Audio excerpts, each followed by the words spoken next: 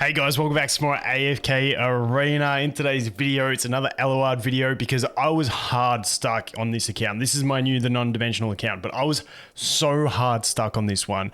I started doing some testing with him and wow, it worked. It worked well. It really worked well. Now, I'm going to show you this replay a couple times because there's a couple subtle things from it that I want to note. So if we go here and press play and put it on 2x speed. So there's a few things that I discovered while doing this. One, he's sick with the invincibility thing. Obviously, that's just general. Really nice. Here, Rowan was the MVP, definitely. He managed to stun Muriel 2 times when she was about to ult. So if you watch the Rowan again, you can see he did his ult, really did no damage, really didn't do any damage with it. But Rowan, watch the Muriel here. She's going to be about to ult right here. And full auto, Rowan interrupts it again. Aioli was right next to her, could have probably got there too. Oh, he didn't interrupt it. Strange. Anyway, we just lived. I thought he did.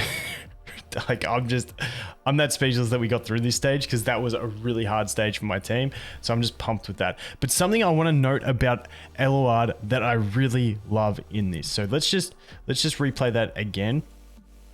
Take it down to 1x speed. So you can see Rowan getting that shield. Really, really nice for Rowan to be able to get that shield, and that's what helps him survive and play a clutch role in this. I was having trouble making Rowan survive when I was playing Aioli in the front row.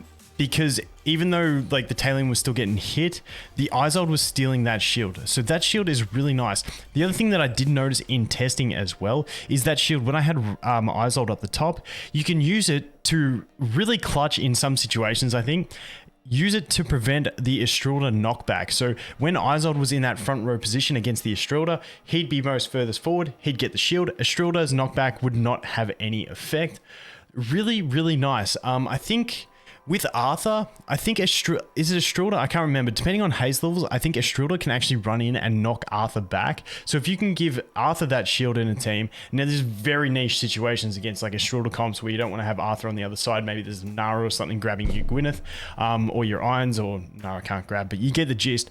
But in niche situations, you can use this guy to just go ahead with his signature item, so only mythic required, shield an Arthur to stop that knockback or anything else in those sort of situations. So really pumped. I wasn't going to record a video with him on this account, but after he did that, I feel like he deserved it. So really pumped. As you can see, we weren't even using Stitchy in that one. It was all around just surviving and getting Aioli to happen. As you can see, he did do an ult, but really relatively zero damage. His ult, maybe it's just through scaling and stuff like that. Obviously, he's at a lower level.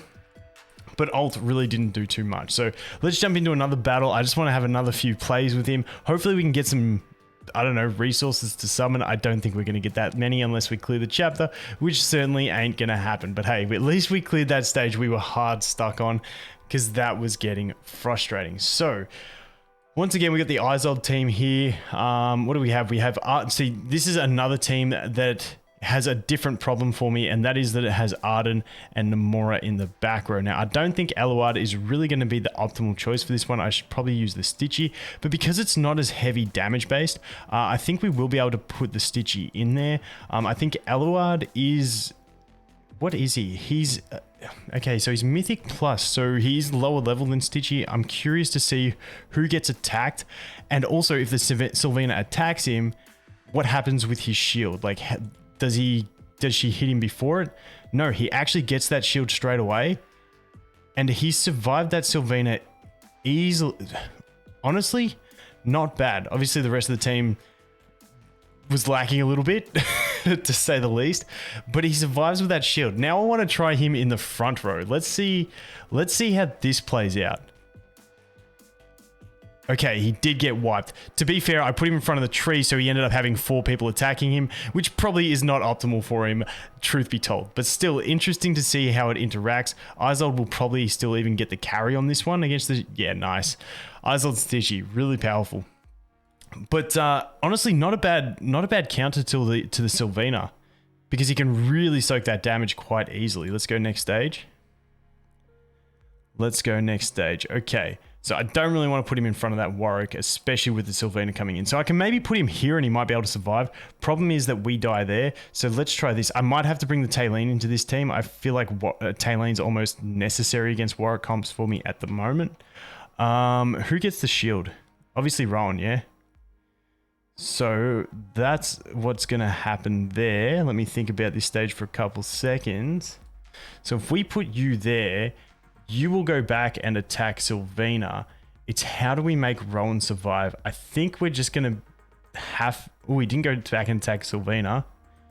However, he is absolutely shredding that Verdan. Okay. I think this stage, I don't think he's going to be optimal.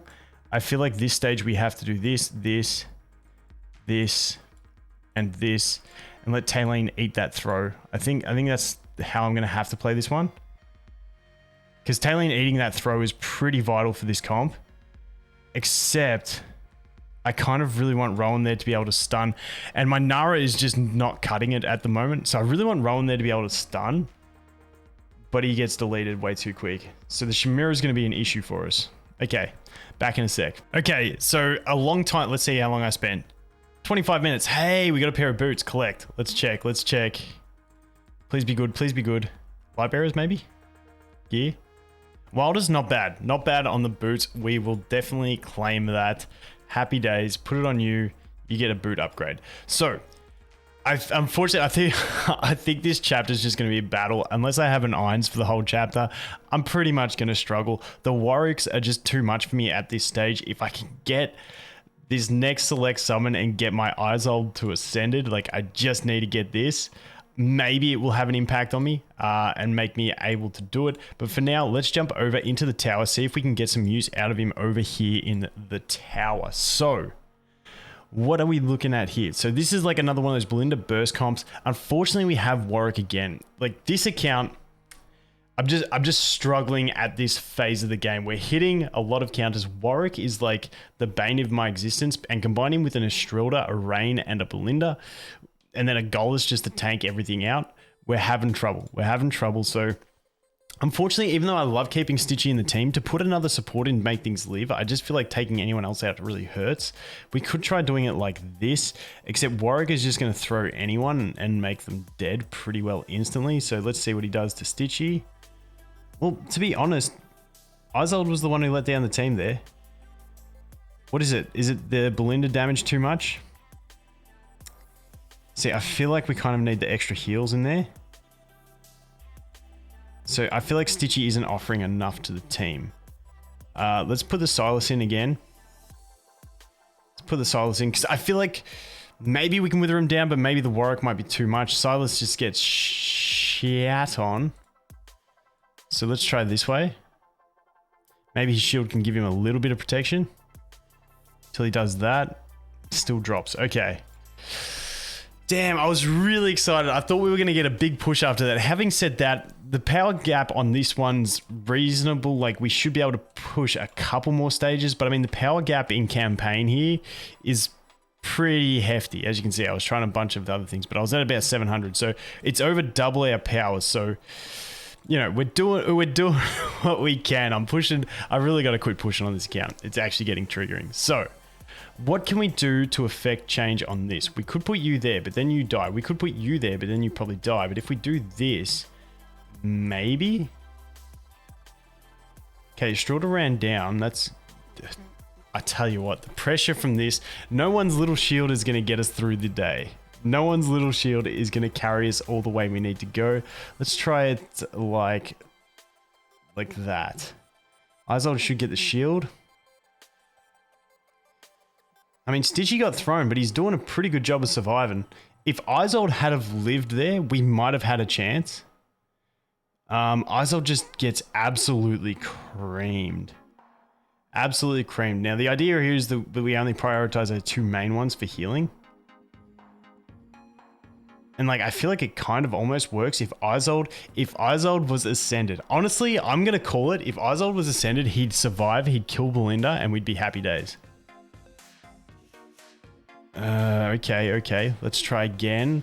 Let's try Mr. Portal Master himself. Let's try something like this. Strilda run through is going to kill him. Oh no, we didn't get a Strilda run through. Can we actually do this with my man Odin? It's like the MVP. Oh, he's been my MVP lately. It's been the MVP. So we get the shields. Everyone's stacked. Ooh, okay. We'll be back in a sec. Okay, once again, Odin becomes the MVP of the team.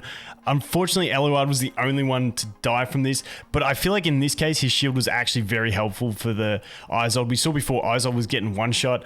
He manages to survive against 4 of them for that long. Really nice. Eluard also just tanked out that Warwick for a little bit.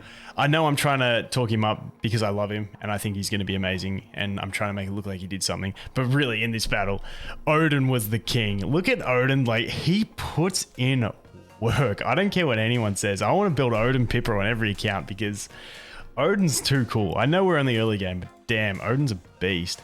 Absolute beast of a CC. Okay, let's see if we can get another one. Okay, what do we have here? We have Belinda, Muriel, Estrelda, throwing a... This is like... we're in peak hard times at the moment. Peak hard times. Let's just see what happens here. So, I mean, he soaks up a bit of damage, gets in his invincibility, and then we just get shredded. Okay, this is the perfect time to demonstrate. The shield actually stops that Estrelda from going ahead and knocking me back with the Aioli. Really, really handy. Unfortunately, we just get burst past that, but it's like a cool little interaction that we can use. Odin's really not affecting too much there because he gets dead pretty much instantly. I guess he was because he was helping survive. Ooh, let's go again. Let's go again on that. So what's happening? Why are we dying? I feel like we might need that invincibility. You know what I need? I need to put Rowan in the front row for this battle. I wonder if Rowan gets the shield in the front row. This will be key. This will be key. If Rowan gets the shield, Rowan does not get the shield, which kind of sucks because that was my whole plan, to get Rowan to stun the Muriel, because it's normally the plan with Muriels. That's like the only way I counter back rows. I mean, we don't have stuns from her yet. Let's randomly try this. But Nara's not too strong. Yeah, that's I don't think we're going to try an Euron either. We can try Gwyneth. Yeah, I don't think that's going to work. It doesn't give me the positive vibes. So we can try this or we can try this.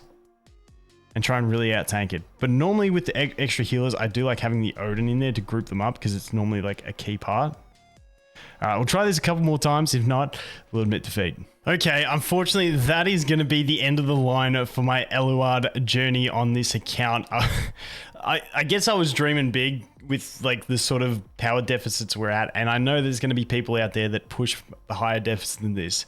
I ain't that good, I apologize, but I feel like I was just super pumped to get through that one stage we were stuck on, just to be stuck on another stage. And this is what pushing hard on an account does to you. It makes you waste hours on end trying the same stage that you could have waited a week, pumped some levels in, and cleared with ease. But these are the things we do when we're desperate for 3,000 diamonds to get our Aioli ascended. Oh, it's tilting.